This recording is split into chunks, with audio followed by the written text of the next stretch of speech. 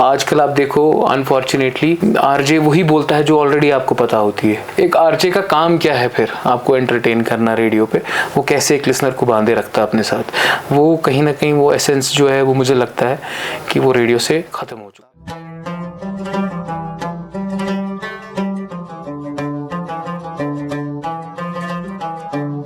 आज की मुलाकात के एक और शुमारे में आप सबका खैर मकदम। जैसा कि आप सब जानते हैं, इस सीरीज़ के ज़रिए हम आपसे अलग अलग लोगों की मुलाकात कराते हैं और आज जो शख्स हमारे स्टूडियो में मौजूद है, उनकी जो आवाज़ है वो उनकी सबसे बड़ी पहचान है। None other than our very own RJ Nasir. Welcome to the show. Thank you so much. बहुत बहुत शुक्रिया. It's really a pleasure being here in your office and sitting in front of you. Masood साहब के तो हम सारे fan हैं, आपके भी प्रोग्राम्स देखते हैं, बहुत अच्छा लगता है। सोशल मीडिया पे अब देखने को मिलता है, you are scrolling and I get to see you often, I get to see Masood साहब ऑफन, तो बहुत अच्छा लगता है। बहुत बहुत शुक्रिया बुलाने के लिए and I hope it's a fruitful session. Nasir sahab, सबसे पहले हम शुरू करते हैं आपके बारे में, क्योंकि मोस्टली लोग आपको जानते हैं एज एन आरजे, है ना? तो आरजे अपार्ट नासिर कौन है, और अगर जो पर्सनल स्पेस में आपको लोग जानते हैं वो किस नासिर को जानते हैं? मेरे दोस्त अगर देख रहे होंगे ना, वो अंदर से बोल रहे होंगे इसको सिर्फ हम ही जानते हैं, but you know I am a very normal guy. You find people like me everywhere. I just had an opportunity, मुझे रेडियो मिल गया तो वो कहते हैं right place at the right time. But बचपन से बहुत शौक था रेडियो करने का। So मैं बचपन में ना बहुत स्टैमर किया करता था, हद से ज़्यादा। तो इतना स्टैमर करता था कि मैं अपना नाम भी प्रॉपरली बोल नहीं पाता था। ये मैं हर स्टेज पे बोलता हूँ। फिर उसके बाद मेरे ख्याल से सबकॉन्शियसली माइंड में ये रहा कि कहीं ऐसी फील्ड में जाएंगे जहाँ बोलना हो या अपने आप को एक्सप्रेस करना हो। So I started with school assemblies. I was a very shy kid, very shy kid. फिर धीरे धीरे कॉन्फिडेंस आया। फिर उसके बाद जब मैंने कॉलेज ज्वाइन किया तो मैं रेडियो बहुत सुना करता था उन दिनों। तो मेरी अचानक मुलाकात हुमायूं कैसर साहब से हो गई। तो जब मेरी मुलाकात हुमायूं कैसर साहब से हुई, I was blown away, because जब मैंने उनको पहली बार देखा, मुझे अभी भी याद है हुमायूं साहब ने टी शर्ट पहनी थी, रिस्ट बैंड पहना था, उनके बाल लंबे हैं, उन्होंने बैंड पहना हुआ था। मुझे लगा ये तो रॉक स्टार जैसे है, सीरियसली। तो फिर उनको फॉलो किया। तो आई रिमेंबर कि जब मैं उनसे पहली बार मिला तो मैंने उनको कहा, सर मुझे भी शौक है कि मैं रेडियो पे प्रोग्राम्स करूं, तो एक मौका हमें दीजिए। हुमायूं साहब की जगह मुझे अभी भी लगता है कि जिस तरीके से उन्होंने उस वक्त हैंड होल्डिंग की ना, you know there are times when in the heat of the moment you say हाँ ठीक है देखेंगे, हाँ ठीक है कर लो, या शायद इग्नोर मार देते। तो हुमायूं साहब ने बोला हाँ ठीक है कल आ जाओ radio station. I was like, मैं घर गया, मुझे रात को नींद ही नहीं आई। मैं सोचा यार कल मुझे ऑल इंडिया रेडियो जाना है, मैं कैसे जाऊंगा। फिर मैं वहाँ गया दूसरे दिन, तो मैं वहाँ घूम रहा था, यहाँ से वहाँ कैसे अंदर जाऊंगा ये वो। तो फिर किसी ने मुझे कहा कि हुमायूं साहब से मिलने आए हो? मैंने कहा जी। तो रास्ता बताया, फिर सर से मिले, फिर उनके साथ राब्ता हुआ, उनके साथ बैठे। परिस्तान कशीर हुन मुनफरिद ब्राइडल शोरूम ये लेटेस्ट तो बेशुमार रंगन मज माहरिन खतर पलव दस्तियाब माहरिन खुश करने खतर तो खानदर मजीद दिलकश बनाने खतर अनिव तशरीफ Paristan the bridal lounge city walk mall opposite SP college Srinagar. Contact 9697744444। मुझे अभी भी याद है पहला प्रोग्राम जो उन्होंने मुझे दिया वो यूथ पल्स के नाम से था। I was one of the participants in the show. धीरे धीरे मैंने सर को बताया कि मैं भी अब एक अपना प्रोग्राम होस्ट करना चाहता हूँ। तो वेस्टर्न म्यूज़िक प्रोग्राम उन दिनों चला करता था, तो एक पहला शो मुझे मिला वो वेंसडे का। फिर उसके धीरे धीरे सैटरडे नाइट फ़ोन इन, फिर वो प्रोग्राम्स किया करते थे। म्यूज़िक का शौक़ तो ऑलरेडी था, इंग्लिश म्यूज़िक भी सुना करते थे, तो फिर बस इस फील्ड में आ गए। तब आप कॉलेज स्टूडेंट थे? तब मैं अमर सिंह कॉलेज में पढ़ता था। I did it first year से थर्ड ईयर तक मैंने किया। हुमायूं सर के गाइडेंस में रहे, उनकी मेंटरशिप में रहे, and I was fortunate enough, I was very fortunate enough. मैं कहता हूँ कि जो मैं अभी हूँ अपनी लाइफ में, उसमें हुमायूं सर का बहुत बड़ा कॉन्ट्रीब्यूशन है। कभी कभी मेंटर्स को शायद ये लगता नहीं है कि उनका कितना बड़ा रोल है, कितना बड़ा रोल रहता है एक जो उनके अंडर काम करते हैं। He never took us as people under him. He would always treat us as his friends. I would thank him every day for my entire life that I got to meet him and I got to spend some time with him. Okay, you talked about stammering. Yes. जब हम society की बात करते हैं, अगर किसी में कुछ फ्लॉ होता है, कुछ नुक्स होता है, पर्टिकुलरली मैं अपनी सोसाइटी की बात करूँगा, हम एक दूसरे की मजाक में भी टांग खींचते हैं। बिल्कुल। ये समझते नहीं है या किसी का इंटेंशन भी नहीं है, टाइम्स होता है दोस्तों में भी वो इंटेंशन नहीं होता है बचपन में कि शायद इसको बुरा लगेगा, शायद इसकी वजह से ये अनकंफर्टेबल हो जाएगा। तो आपके साथ भी शायद स्कूल एज में वो एब्सोल्युटली मैं बताऊंगा ना, अनफॉर्चुनेटली हमारी सोसाइटी में हमने जो स्लर्स है ना उनको बहुत कॉमन किया हुआ है। या किसी की अगर कोई मोटा है या कोई पतला है या कोई गोरा है या कोई काला है या किसी की आंखें बुरी हैं, तो ये छोटे छोटे स्लर्स हमारी लैंग्वेज में अब आ चुके हैं। And I don't think people realize, बोलते हुए लोगों को लगता है कि मजाक के होगा, सामने वाले को भी मजाक लगेगा। बट कहीं ना कहीं आई एम हैप्पी दैट कहीं ना कहीं इसको लेके भी अब लोग आजकल थोड़े अवेयर हो रहे हैं। They tend to avoid those words, लेकिन पहले हमारे वक्त में तो ऐसा नहीं था। ऑफ कोर्स लोग मजाक उड़ाते थे, बुलिंग होती थी, but I was always fortunate enough that I had good friends in life. मेरे दोस्त बहुत अच्छे हैं माशाल्लाह, जो मेरे साथ स्कूल में थे या जो मेरे अभी दोस्त हैं। मतलब कभी मेरे दोस्तों ने मुझे ये फील नहीं होने दिया कि आई वाज समवट डिफरेंट और may be you know I was someone who could not speak. They always had time for me. So ये चीज़ों ने हेल्प किया आपको ओवरकम करना?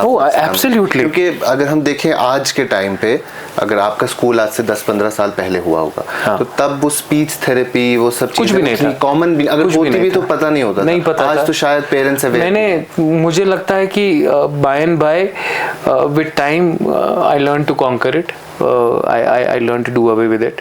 लेकिन अभी भी कहीं ना कहीं स्टैमर होता है। जब मुझे गुस्सा आता है थोड़ा बहुत या मैं थोड़ा बहुत इमोशनल हो जाता हूँ तब स्टैमर करता हूँ। रेडियो में जब था, whenever I was in radio, जब मैं कोई चीज़ बोल रहा होता था रेडियो पे, अगर स्टैमर होता था ना, I would never edit it.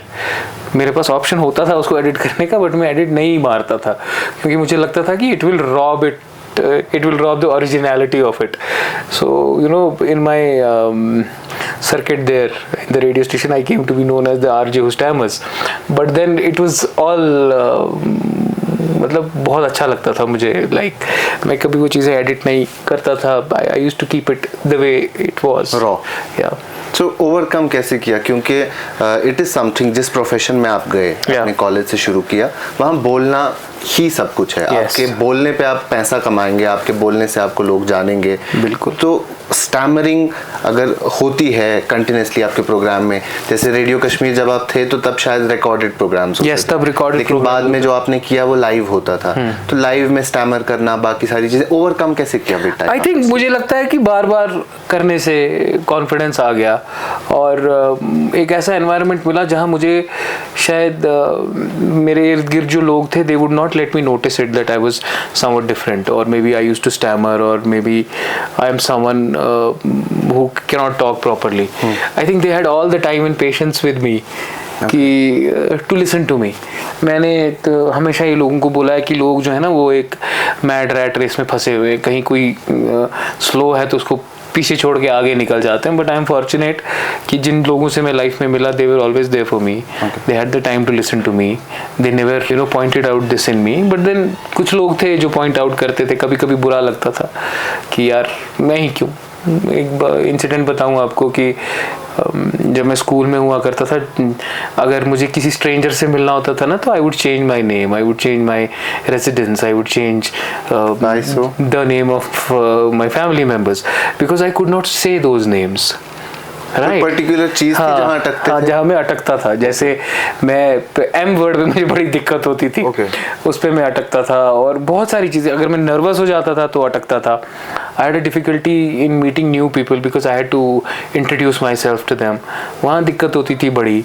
तो विद टाइम चला गया यार, जब रेडियो पे बोलने लगे तो फिर उसके बाद द रेस्ट इज हिस्ट्री। उसके बाद आप आते हैं प्राइवेट रेडियो स्टेशन, जब कश्मीर में आते हैं आप कुछ उन फ्यू आरजेज में से हैं जिन्होंने कश्मीर में ये सब शुरू किया जी, या जो उन लिस्ट में आते हैं। बहुत लोग आपको जानते हैं, one of the first RJs. No, but I would like to tell people that I was not the first RJ. Okay. I was not the first male RJ. Okay. मेरे से पहले I think उनका नाम इजहार था, smile भाई के नाम से मशहूर हुए थे बिग एफएम पे। He was the first male RJ. फिर उसके बाद आरजे हया थी, आरजे सारा थी, आरजे सोफी थी। फिर Sophie I think went to Chandigarh, यहाँ स्लॉट खाली हो गया, बहुत सारे लोगों ने अप्लाई किया, मैंने भी अप्लाई किया। सो मैं उन्हीं दिनों दिल्ली से पढ़ के आया हुआ था। I have done my post graduation in radio broadcast. So मैं उन्हीं दिनों दिल्ली से पढ़ के आया था। So I was driving the car with my brother, तो उसने मुझे बोला तू क्यों नहीं अप्लाई करता है। मुझे याद है मैंने हिमायू सर को फ़ोन किया, मैंने कहा ऐसे बिग एफएम में पोस्ट निकले, मैं अप्लाई करूं? बोला हाँ करो। तो मैंने दोस्त को उठाया, दूसरे दिन हम गए, सीवी दिया। वहाँ पे सीवी भी नहीं था तब, मेरे पास बनाना ही नहीं आता था, पता ही नहीं था क्या, एक पेज पे अपना वो इंट्रोडक्शन लिख के भेज दिया। तो next I know that I landed a job there. Of course एक ग्रूलिंग हमारे ऑडिशंस हुए, 3-4 राउंड्स थे, फिर उसके बाद हम सिलेक्ट हुए and then I was there. कितना डिफरेंट है जो पुराना रेडियो सेटअप था हमारा, जैसे आपने AIR में भी काम किया है, रेडियो कश्मीर जो तब था, उसके बाद आप प्राइवेट FM इंडस्ट्री में आए, तो वो और ये इंडस्ट्री कितनी डिफरेंट है आपस में अगर हम देखें? अब ये समझो कि being formal and informal, that's it. Like अगर आप रेडियो कश्मीर की बात करें, everything is very formal there, a certain grammar is followed, the announcers there are required to talk in a certain way, but अगर हम FM की बात करें तो एक इनफॉर्मल कॉन्वर्सेशन है। मैं ये हमेशा कहता रहता हूँ कि आप सीधा मेहमान से फैमिली मेम्बर पे आ जाते हैं या दोस्त पे आ जाते हैं, ये एक डिफरेंस है। अगर आप AIR में हैं तो आपको ऐसे बिहेव करना पड़ता है कि आप किसी मेहमान के साथ बात कर रहे हैं, बट अगर आप रेडियो पे हैं, यहाँ बहुत कैजुअल चीज़ें, FM रेडियो पे हैं तो अब तो और भी ज़्यादा कैजुअल हो गई हैं। हमारे वक्त पे इतनी कैजुअल नहीं थी।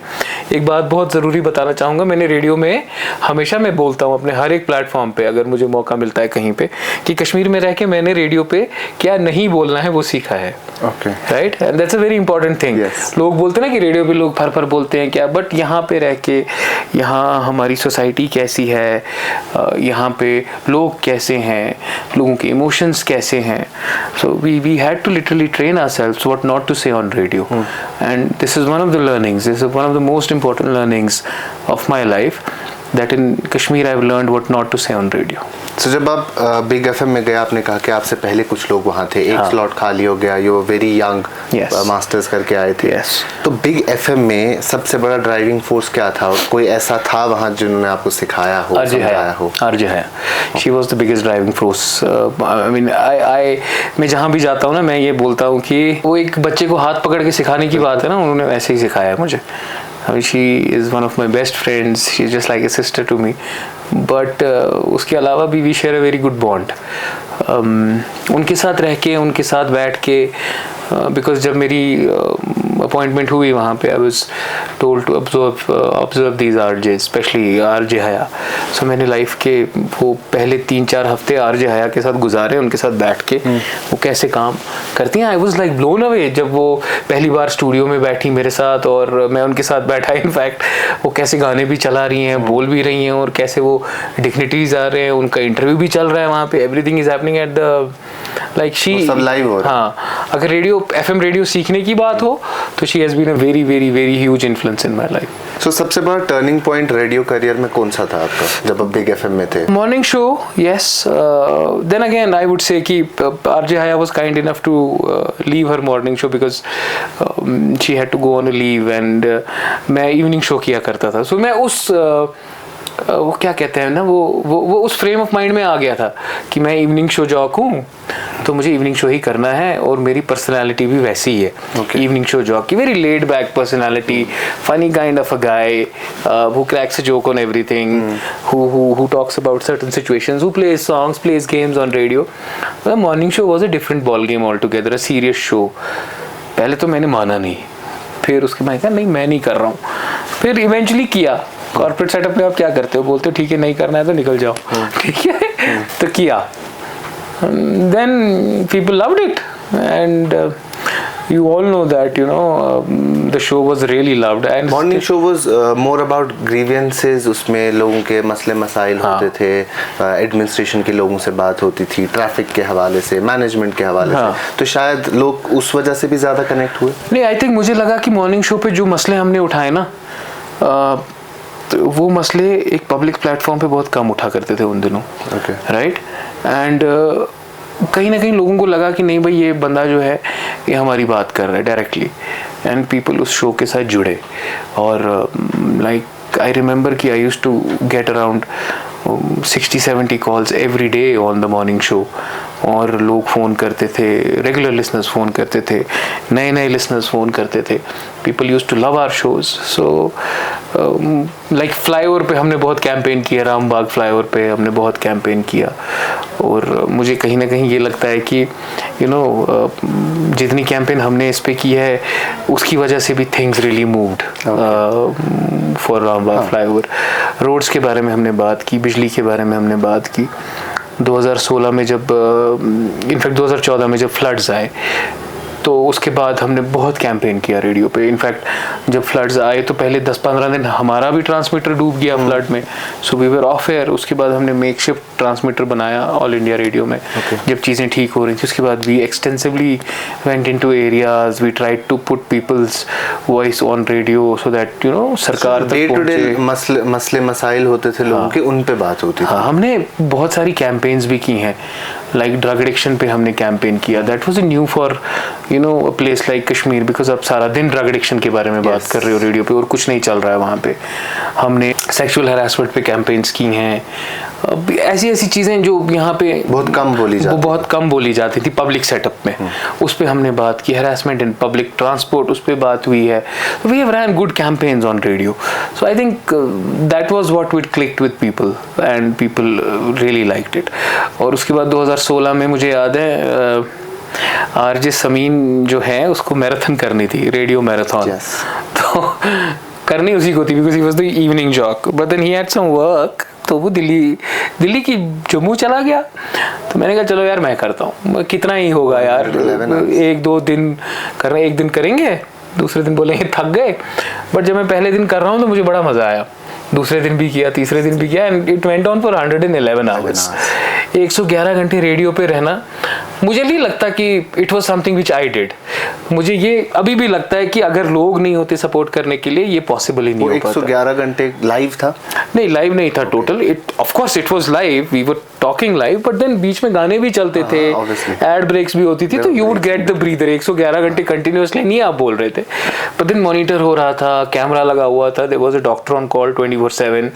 तो जितने भी बिग एफएम के आरजेस थे अक्रॉस द कंट्री हमारी बात होती थी शाम को। सो 3 आरजेस फिर थे, I think I was there was one from Delhi and one from south.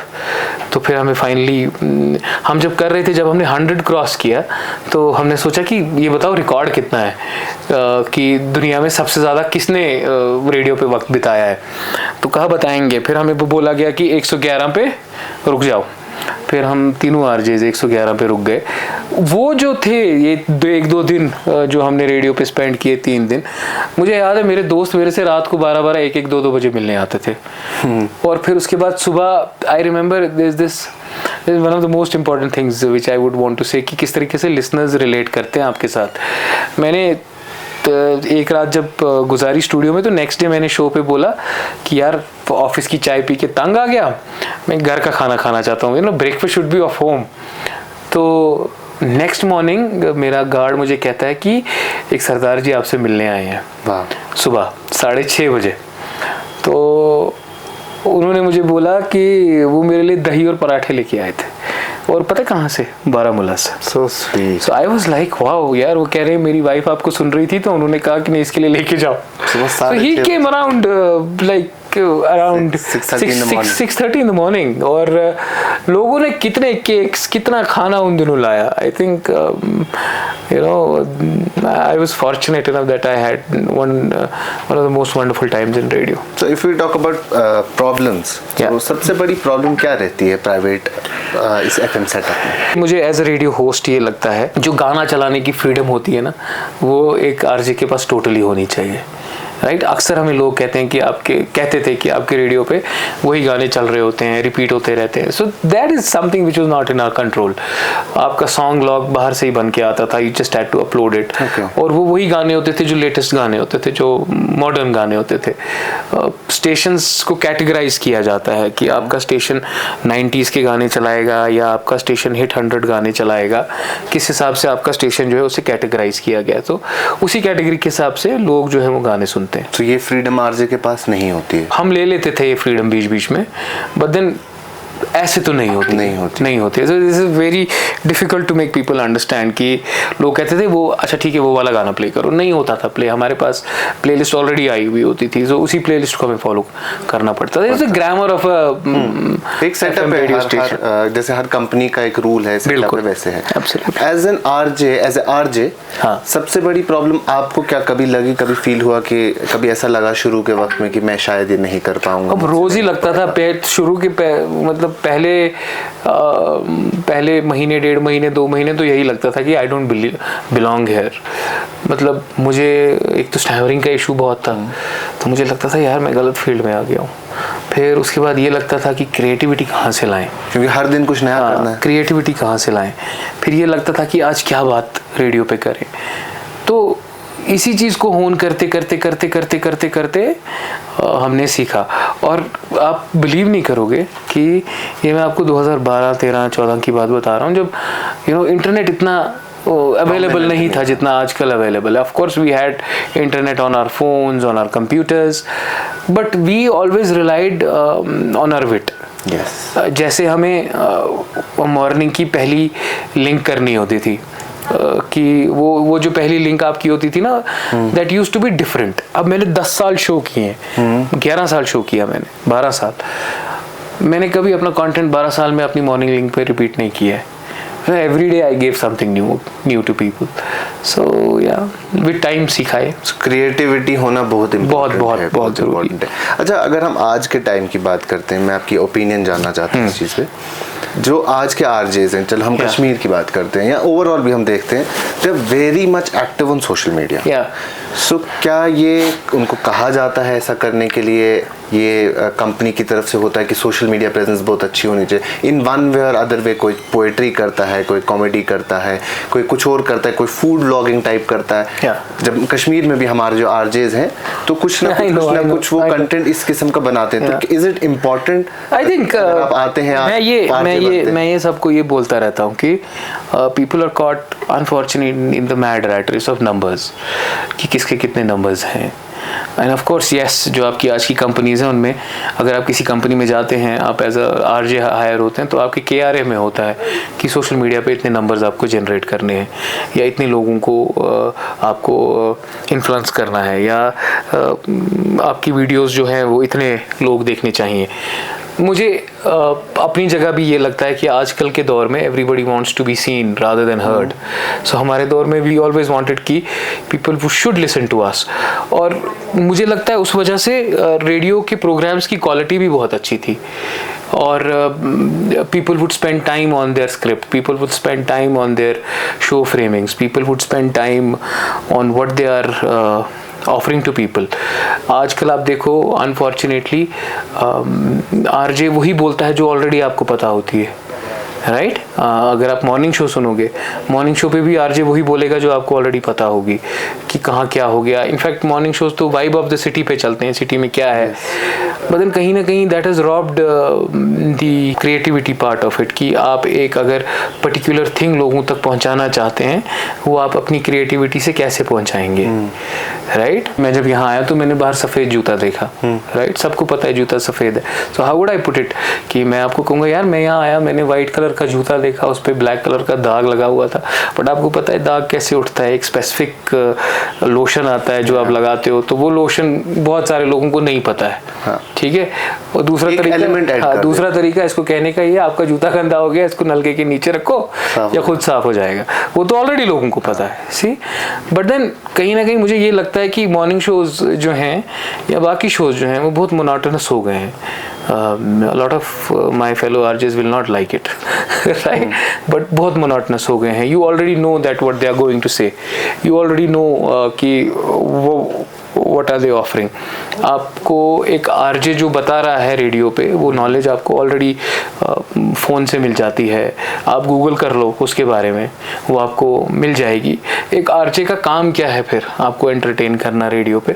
वो कैसे एक लिसनर को बांधे रखता है अपने साथ, वो कहीं ना कहीं वो एसेंस जो है वो मुझे लगता है कि वो रेडियो से ख़त्म हो चुका है। आपको लगता है विद टाइम जो चीज़ें इवॉल्व हो गई, अब रेडियो भी डिजिटल हो गया है, हमें बिल्कुल हो गया है। वो यूट्यूब पे देखने को मिलता है, फेसबुक देखने को मिलता है, लाइव हमारा आरजे जो बोल रहा है बिल्कुल। तो वो क्या करे फिर, किस किस्म का कंटेंट प्रोड्यूस करे जिससे लोगों को लगे कि, क्योंकि ओवरऑल अगर हम देखते हैं रेडियो की, शायद मुझे लगता है वो जो जितने लोग सुनते थे अब उतने लोग नहीं सुनते हैं। नहीं, I think radio is, I would very gladly disagree with you. Okay. Radio has always been there and will always be there. Okay. Covid में जब अभी सर्वे हुआ तो ये पता चला कि authentic source of information radio ही था। Okay. सो यही मैं बात कर रहा हूँ ना कि authentic source of information, RJ को एक ऑथेंटिक सोर्स ऑफ इंफॉर्मेशन या एक ऑथेंटिक सोर्स ऑफ एंटरटेनमेंट या ऑथेंटिक सोर्स ऑफ इंफोटेनमेंट बनने के लिए क्या क्या करना है। लेट्स से कि शाहरुख खान ने कोई मूवी रिलीज़ की, मूवी का नाम जवान है, उसने 1000 करोड़ रुपया कमाया। ये तो आपको भी पता है, yes. दिन में 50 बार न्यूज़ आपके स्क्रीन पे फॉलो होती है। तो अब आरजे का काम है वो उस न्यूज़ को कैसे बताएगा आपको, राइट। सो कहीं ना कहीं मुझे लगता है कि ये चीज़ जो है ये बहुत क्रिएटिविटी फैक्टर, लोग जो हैं वो ज़्यादा सोशल मीडिया पे ध्यान दे रहे हैं rather than putting that creativity factor on radio. तो इसलिए क्या रेडियो पे अब वो मेरे ख्याल से अनफॉर्चुनेटली सिंपल अनाउंसर्स बन गए हैं कि 3 गाने आ रहे हैं आपके लिए, वो प्ले कर रहा हूँ, चलिए फिर वापस आते हैं, ठीक है। और सोशल मीडिया पे वो सारी क्रिएटिविटी डाल रहे हैं, जबकि डालनी रेडियो में भी चाहिए। क्या आपको लगता है कि ये शायद इसलिए भी हो रहा है, मे बी रॉन्ग, कि आजकल लोग ज़्यादा सोशल मीडिया को फॉलो करते हैं इसलिए वो ज़्यादा फोकस सोशल मीडिया पे। But then they need to understand that they are radio jockeys. They are not social media jockeys. Had they been hired as social media jockeys, then it was absolutely fine. And I have no issues with them doing social media. मुझे कोई issue नहीं है। विजदान कितना अच्छा काम कर रहा है सोशल मीडिया पे, उसके जितने भी वीडियोस आप सोशल मीडिया पे देखते हैं, they are superb. I really love those videos. और you know मुझे विजदान का काम बहुत अच्छा लगता है, वो इसलिए क्योंकि इट विजदान का जो काम है, एक तो you tend to relate with it. Yes. और एक जब आप कॉमेडी करते हैं ना, कॉमेडी में एक बहुत इंपॉर्टेंट चीज़ है कि you understand the values, you don't cross that line. I have never seen him crossing that line. वो भी इस सोसाइटी में हमारे yes, I have never seen him crossing that line. So he knows his game very nicely, right? मैं वही आपसे कह रहा हूँ कि ऐसी ही क्रिएटिविटी जो आप कर रहे हैं वो बाकी आरजेज या फॉर हिम ऑल्सो यही मेहनत, यही क्रिएटिविटी आपके शोज में भी रिफ्लेक्ट होनी चाहिए। मिसिंग है मुझे लगता है, यस। मुझे लगता है कि कहीं ना कहीं radio jockey should, now I can say that because I am not in the field, I listen to them from a distance. कहीं ना कहीं इट इज़ मिसिंग और बहुत मोनोटनस हो गए हैं रेडियो शोज़ अब कि हाँ जी हम आज इसके बारे में बात कर रहे हैं और ये हमारे साथ हैं, हाँ जी बताइए कि मुझे जी एलर्जी हो गई है तो मैं क्या करूँ, ठीक है, मैं एलर्जी से कैसे दूर रहूँ, मुझे जी ये हो गया वो हो गया, मैं इससे कैसे दूर रहूँ। ये इन्फॉर्मेशन आराम से लिसनर को कहीं भी मिल जाएगी। बट अगर आप यही बात कर रहे हैं तो इसको आप कैसे एक लिसनर तक पेश करेंगे कि उसके लिए वो कंटेंट जो है वो नया बने और ये कंटेंट जो उसके लिए है वो थोड़ा डिफरेंट बने। So that is my point. So okay Nasir भाई, आपने एक almost a decade you were in radio broadcasting, then you shifted to teaching. तो आपने रिसेंटली 1-2 साल पहले रेडियो पढ़ाना शुरू किया, रेडियो सिखाना शुरू किया स्कूल में। सो ये शिफ्ट क्यों आया, इसके पीछे क्या driving force? You know I always thought कि मुझे अपने लिए लगता है, आई am not speaking for anyone else, मुझे ये लगता है कि अब रेडियो फील्ड में कुछ था ही नहीं मेरे लिए करने के लिए नया, because I already done it as in कि लोगों ने भी सुन लिया, प्रोग्राम्स के बारे में भी हमने बात कर ली, मैराथन भी कर लिया, कोविड के बारे में भी लोगों को बता दिया, इवनिंग भी कर लिया, मिड मॉर्निंग भी कर लिया, मॉर्निंग भी कर लिया, अब क्या करें। तो मेरे पास बहुत सारे बच्चे आते थे और बहुत सारे लोग मुझे बोलते थे कि we also want to be radio jockeys, you know, and I was really fortunate कि I had a chance to meet the management of DPS once and we just pitched in an idea. हमने बस उनको कहा कि एक school radio station होना चाहिए जो कि इन हाउस हो, जो कि ऑन सोशल मीडिया हो, ठीक है। और जहाँ बच्चे जो है अपनी क्रिएटिविटी एक्सप्लोर करें, सीखें इसके बारे में। यहाँ पे एक अनफॉर्चुनेट चीज़ है कि हम बच्चों को सारे सब्जेक्ट सिखाते हैं लेकिन बात कैसे करनी वो नहीं सिखाते स्कूल्स में, कॉन्फिडेंट कैसे बनना है वो नहीं सिखाते स्कूल में, जो बच्चों की कम्युनिकेशन है वो कैसे ठीक करनी है वो नहीं सिखाते स्कूल में, कम्युनिकेशन स्किल्स नहीं होता है basically. One of my friends he is वो इतना अच्छा डॉक्टर है ना, इतना अच्छा डॉक्टर है, उसका डायग्नोज इतना ज़बरदस्त है। मैं उसको बोलता हूँ चल यार एक पॉडकास्ट करते हैं, वो पता है मुझे क्या बोलता है, कहता है यार मैं कैमरा फेस नहीं कर सकता और maybe I will stammer when I will talk in front of camera, या कॉन्फिडेंस ही नहीं है। तो मैं अब उसको बोलता हूँ नहीं कर लेंगे यार, धीरे धीरे नहीं मानता है। तो अब आप इमेजिन करें he has been at the top level in his school, coaching, medical college, but ये थोड़ा सा फेयर है उसको। तो मैं यही चाह रहा था कि कहीं ना कहीं बच्चों में ये चीज़ें निकाली जाएं। And then we started this radio at DPS, और वहाँ पे पहले someone else before me and she was also doing wonderful work there, Yasmin है उसका नाम। Then I joined in. Then I tried to leave everything in the hands of kids. उनको मैंने scripting सिखाई, उनको मैंने वॉइस ओवर सिखाए, उनको मैंने सिखाया कि शो कैसे लिखते हैं। We did some critical analysis of things also. फिर उसके बाद you won't believe जो लड़के लड़कियां ऑडिशंस में आके रो रहे थे वो आज अपने शोज कर रहे हैं। सो कहीं ना कहीं ये बहुत अमेजिंग चीज़ है। मुझे लगता है कि कॉन्फिडेंस बढ़ गया। यस, बहुत ज़्यादा कॉन्फिडेंस बढ़ गया, और मुझे लगता है कि it's my responsibility also to give back to people. मुझे लगता है कि लोगों तक ये बात पहुँचे और लोग इस चीज़ को समझें कि पढ़ाई के अलावा भी दूसरी चीज़ें। कितना टाइम हो गया आपको DPS में?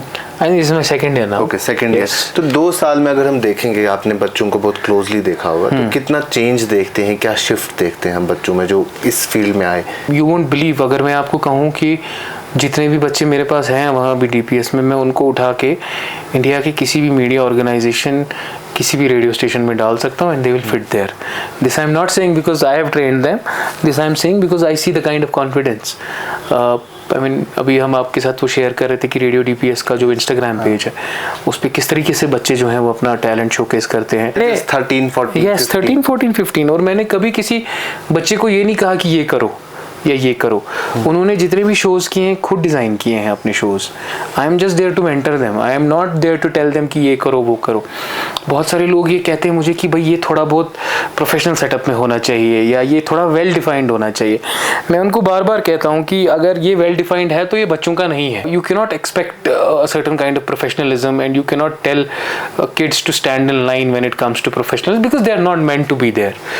बच्चे जो हैं उनको छोड़ दो, उनकी क्रिएटिविटी वो खुद एक्सप्लोर होगी। और अगर मैं उनको ये बोलने बैठूं कि भाई आपको ये फॉलो करना है, ये फॉलो करना है, फिर मेरा काम क्या है? फिर मतलब मैं भी वो एक क्लास के टीचर की तरह हूँ कि मैं उनको बोलता हूँ कि बट मेरा काम बच्चों को सिर्फ ये समझाना है कि this is a platform which you have, come with ideas, let's polish those ideas. That's what I do. And use this platform. Yes. तो जो आप सिखाते हैं वो ना सिर्फ एक RJ बनाने में हेल्प करेगा बल्कि एक अच्छा ब्रॉडकास्टर बनाने में हेल्प करेगा, टीवी प्रेजेंटर बनाने में हेल्प करेगा। तो क्या आपको लगता है ये जो सेटअप है, जैसे अभी एक स्कूल में आप कर रहे हैं तो वहाँ चल रहा है, कुछ और स्कूल भी शायद Absolutely. मैं तो ये चाहता हूँ कि सारे स्कूल्स इनिशिएट करें। Why have a radio station? Why not have a total print, electronic, radio? एक सेटअप हो स्कूल में जहाँ बच्चे जाएं, जैसे आपका ये स्टूडियो है, यहाँ कैमरास लगे हैं, यहाँ ग्रीन स्क्रीन है, यहाँ पे रिकॉर्डिंग्स हो रही हैं।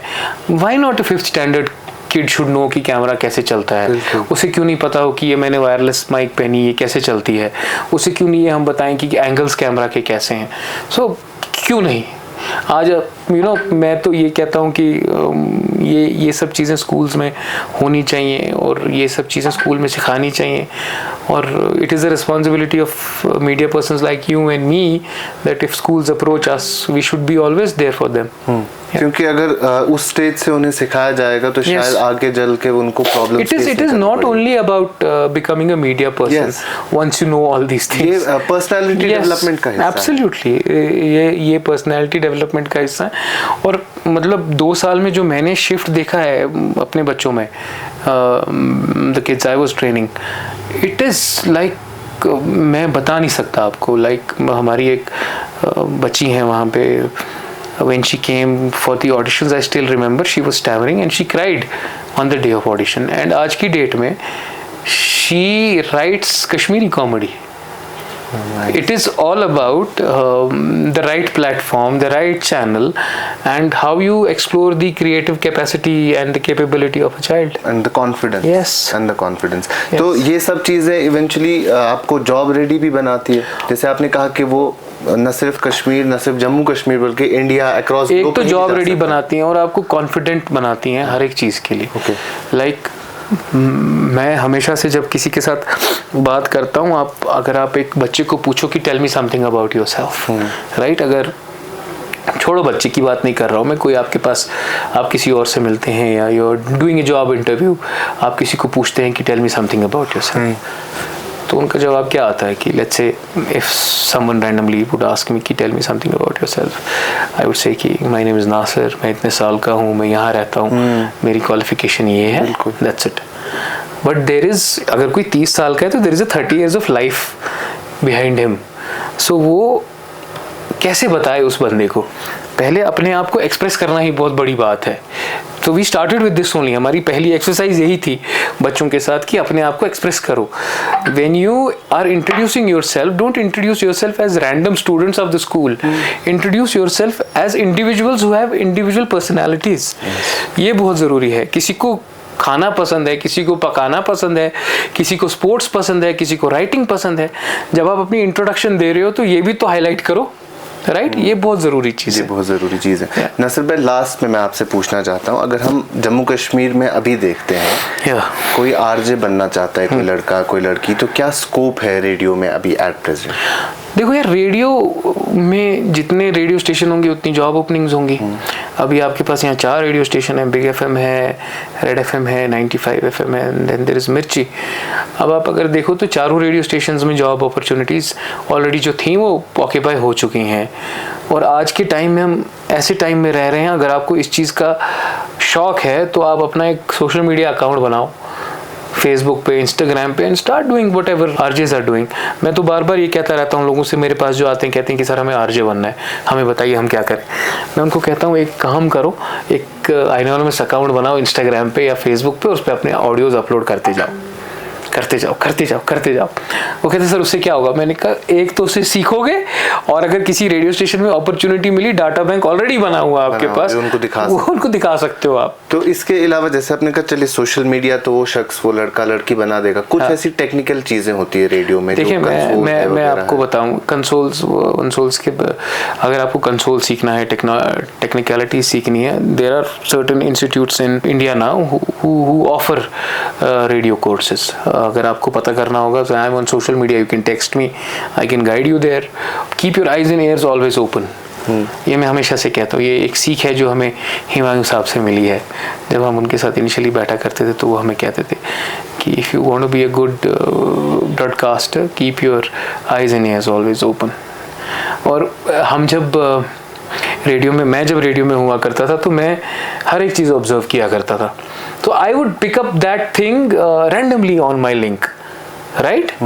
कि मैं देख रहा हूँ कि सड़क पे मैंने 10 कुत्ते देखे, ठीक है, फिर आगे चल के मैंने किसी का टायर पंक्चर हुआ देखा, फिर आगे चल के मैंने एक फ्रूट वेंडर देखा जो कि अनार बेच रहा था, और फिर उसके बाद आगे चल के मैंने देखा कि कश्मीर में भी अब बड़ी बड़ी गाड़ियाँ आ गई हैं, people are driving big cars now, expensive cars.